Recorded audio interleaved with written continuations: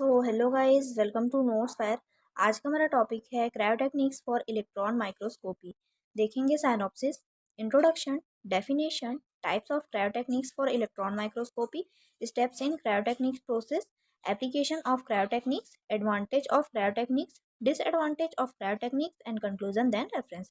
तो ये रहेगा आज का साइनॉप्सिस। स्टार्ट करेंगे इंट्रोडक्शन से।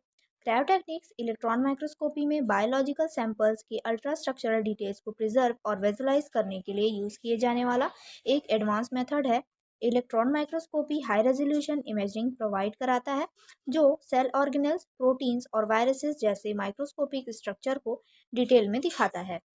क्रायोटेक्निक्स का यूज उन सैंपल्स के लिए किया जाता है जो ट्रेडिशनल फिक्सेशन मेथड से डैमेज हो सकते हैं। ये इसका बेसिक इंट्रोडक्शन है। आ जाएंगे डेफिनेशन है क्रायोटेक्निक्स का। लो टेम्परेचर्स का यूज करके बायोलॉजिकल सैंपल्स को फ्रीज करने और उनका स्ट्रक्चरल प्रिजर्वेशन करने के लिए यूज की जाने वाली टेक्निक्स क्रायोटेक्निक्स कहलाती हैं। सेकेंड डेफिनेशन है इलेक्ट्रॉन माइक्रोस्कोपी का। इलेक्ट्रॉन माइक्रोस्कोपी एक हाई रेजोल्यूशन इमेजिंग टेक्निक है जो इलेक्ट्रॉन बीम का यूज करके माइक्रोस्कोपिक ऑब्जेक्ट का डिटेल्ड विजुअलाइजेशन करती है। नेक्स्ट देखेंगे types of cryotechniques for electron microscopy. Cryotechniques को प्राइमरली निम्न मेन कैटेगरीज में डिवाइड किया जाता है। फर्स्ट है क्रायोफिक्सेशन। क्रायोफिक्सेशन एक टेक्निक है जिसमें सैंपल को रैपिडली फ्रीज किया जाता है ताकि इंट्रासेलुलर स्ट्रक्चर्स अपनी नेचुरल स्टेट में प्रिजर्व हो सके। इस प्रोसेस में आइस क्रिस्टल फॉर्मेशन को मिनिमाइज करने के लिए रैपिड फ्रीजिंग का यूज होता है। नेक्स्ट हम देखेंगे मेथड्स ऑफ क्रायोफिक्सेशन। फर्स्ट है प्लम फ्रीजिंग।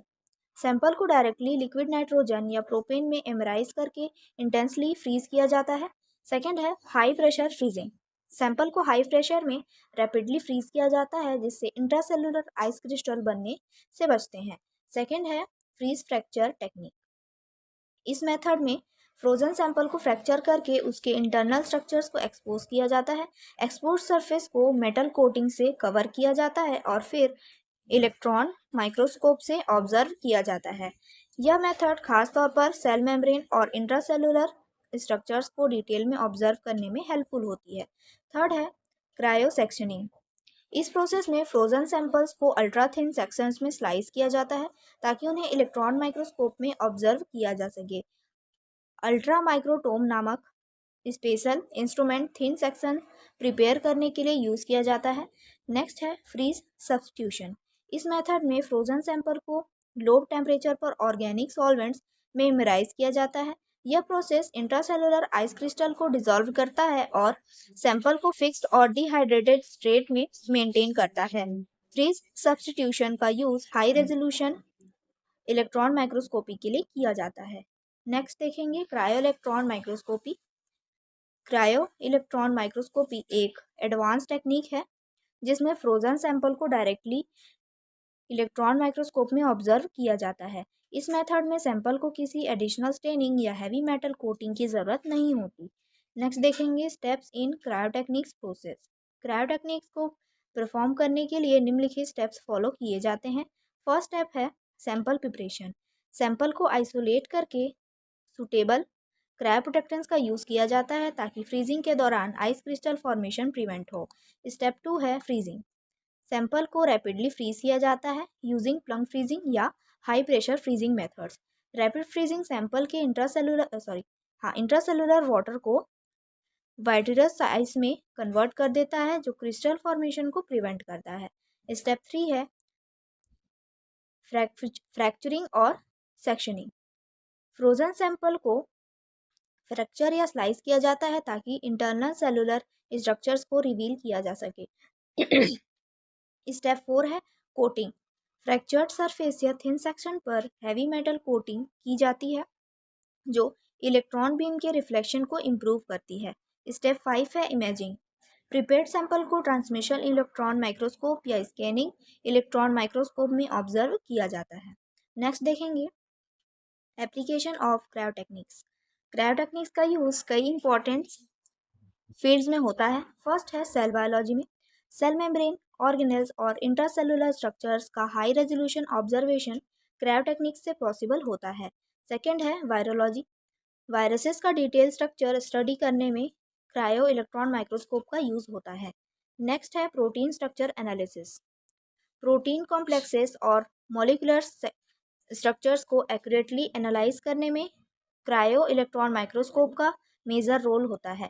नेक्स्ट है neuroscience research. Nervous system tissue और साइनेप्टिक स्ट्रक्चर का डिटेल्ड विजुअलाइजेशन क्रायोटेक्निक्स से किया जाता है। नेक्स्ट है एडवांटेज ऑफ क्रायोटेक्निक्स। फर्स्ट है इसमें सैंपल की नेचुरल मॉर्फोलॉजी इंटैक्ट रहती है। सेकेंड है रैपिड फ्रीजिंग से मेटाबॉलिक प्रोसेस इंटेंसली स्टॉप हो जाती है, जिससे सैंपल की ऑथेंटिसिटी बनी रहती है। थर्ड है बायोलॉजिकल मॉलिक्यूल्स को उनकी नेचुरल स्टेट में ऑब्जर्व किया जा सकता है। नेक्स्ट है क्रायो इलेक्ट्रॉन माइक्रोस्कोप से प्रोटीन स्ट्रक्चर को एटम लेवल रेजोल्यूशन तक एनालाइज किया जा सकता है। नेक्स्ट देखेंगे डिसएडवांटेज ऑफ क्रायोटेक्निक्स। फर्स्ट है इसमें क्रायोटेक्निक्स के लिए specialized equipments, high pressure freezer, cryo electron microscope काफ़ी कॉस्टली होते हैं। सेकेंड है इम्प्रॉपर फ्रीजिंग से आइस क्रिस्टल फॉर्मेशन हो सकता है, जो सेल स्ट्रक्चर को डैमेज कर सकता है। थर्ड है सैंपल हैंडलिंग और प्रोसेसिंग में हाई टेक्निकल एक्सपर्टीज की ज़रूरत होती है। नेक्स्ट देखेंगे हम कंक्लूजन। क्रायोटेक्निक्स इलेक्ट्रॉन माइक्रोस्कोपी में बायोलॉजिकल सैंपल्स की नेचुरल मॉर्फोलॉजी और अल्ट्रा स्ट्रक्चरल डिटेल्स प्रिजर्व करने का एक पावरफुल मेथड है। यह टेक्निक सेंसिटिव टिश्यूज, वायरसेस और मॉलिक्यूलर कॉम्प्लेक्सेस को स्टडी में काफ़ी हेल्पफुल होती है। नेक्स्ट है क्रायो इलेक्ट्रॉन माइक्रोस्कोप जैसे एडवांस टूल के माध्यम से मेडिकल रिसर्च, बायोटेक्नोलॉजी और मॉलिक्यूलर बायोलॉजी में कई ब्रेक थॉट्स अचीव किए गए हैं। नेक्स्ट देखेंगे हम reference. Introduction to instrumental analysis by Robert Brown and experimental biochemistry by Clark and Switzer. तो गाइस ये था आज का टॉपिक। आई होप आपको समझ में आया होगा। समझ में आया तो प्लीज़ लाइक करिए एंड सब्सक्राइब करिए। Thank you.